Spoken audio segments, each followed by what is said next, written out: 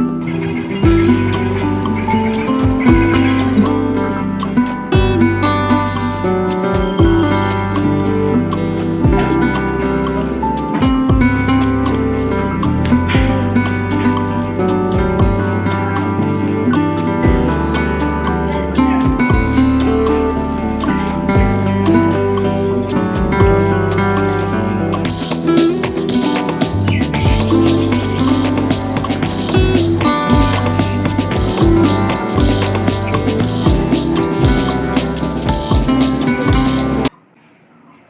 Morning, কেমন আছো তোমরা? আছো বলি তোমরা খুব ভালো আছো, আমি খুব ভালো আছি।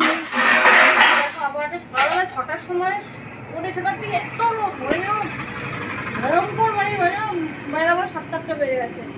তো এখন দেখছি আকাশে মেঘলা করেছে, হালকা একটু ঠান্ডা হাওয়া দিচ্ছে। জানি না আমাদের এখানে বৃষ্টি হবে কি না। তো আমাকে কোথাও হচ্ছে, আর এখানেও হতে পারে। তো বেশ ভালো লাগছে, আবহাওয়াটা আমার দারুণ লাগছে। আর আমার অলরেডি জানো আমরা স্টার্ট এই বাসনগুলো ঘরে নিয়ে যাচ্ছি, বাসনগুলো ঘরে নিয়ে যাচ্ছি। রান্না বান্না হয়ে গেছে কিছু। এই যে এখানে মাছ ভাজা বসিয়েছি, আর এখানে যে আমের পেঁপে আলু সেদ্ধ, আর আজকে মুসুরির ডালটা কারি পাতা দিয়ে করেছি। কারি পাতা রসুন দারুণ লাগে, অনেকটা মানে সাউথ ইন্ডিয়ান স্টাইলের ডালটা হয়। আর ভাত হয়ে গেছে। এখানে আমার লতি ভাপিয়ে রেখেছি, লতি করবো দিয়ে রসুন দিয়ে। আর আলু পটলের তরকারি, মাছ আছে 2 পিস, আমাদের ডিম করবো। কারণ আমাদের বলেছিল মাছ তো আমার ডিম ভালো খায়, আমার তো বেশি ভালো লাগে, মাছও খায়, তাহলে মাছ বিক্রি হয়ে যাবে। আর মেয়ের মাছ থাকলে আর আমাদের অত মাছ আনার চাহিদা থাকে না। আমাদের কালকে নিয়ে আসি, অ্যাকচুয়ালি মাছ খেতে ভালো লাগে না। আর বলছি, আর মেয়ে বসেছে দিয়ে পড়াশোনা করছে। এই হচ্ছে সকালের গল্প। চলো রান্না বান্না শেষ করে দিই। ওই গাছটা পড়ে আছে, ওটা উঠিয়ে দাও।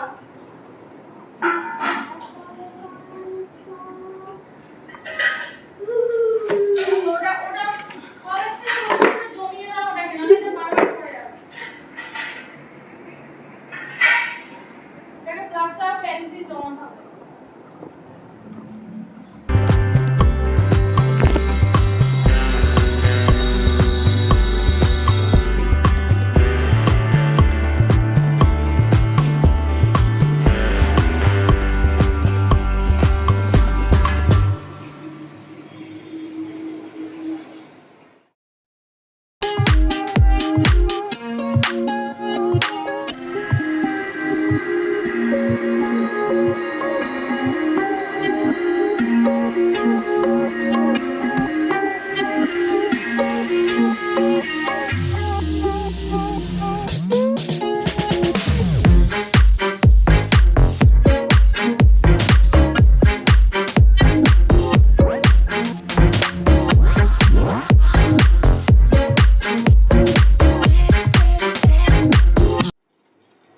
এখন বাজে দুপুর 2টো, মেয়ের খাওয়া হয়ে গেছে।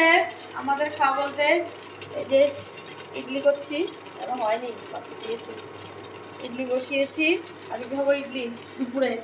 অনেকটা আছে এখন, এই 1 ধাপ দিলাম, আরেক ধাপ দিয়ে আর রেখে দেবো, বাবা সন্ধ্যাবেলা করবো। আর মেয়ে তো বললাম খাওয়া দাওয়া হয়ে গেছে। আমি আমার আজকে স্নান করলাম, কিছুক্ষণ আগে স্নান করে শ্যাম্পু ট্যাম্পু করে নিয়েছি। আবহাওয়াটা কি সুন্দর ছিল না? এখন দেখো আবার রোদ, আবার গরম। ভালো লাগছে না গরমে, গরম হলে আর করবো বলো, গরম গরম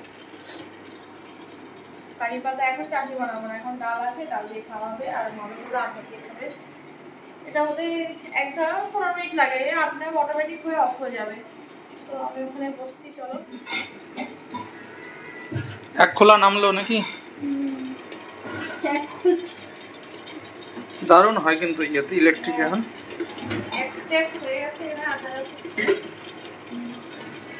এটাতে টাইমিং সেট করা থাকে, আপনি আপ হয়ে গেলে ব্যাস, কোনো রকম ইয়ে থাকে না। 9, তারপর 8, 1 থেকে 0 পর্যন্ত চলে যাবে, বন্ধ হয়ে যাবে, তাই তো? আর ব্যাপক হয়। গুড।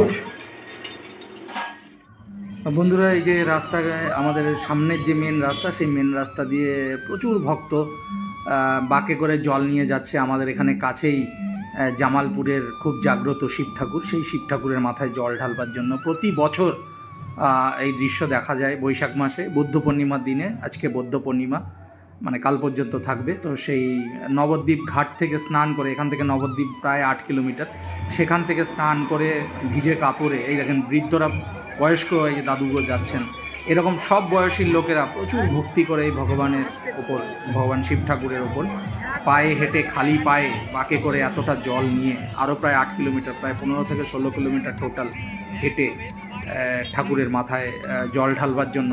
এই যে দেখুন মহিলারাও যান, মানে সবাই আছেন, অল্প বয়সীরাও।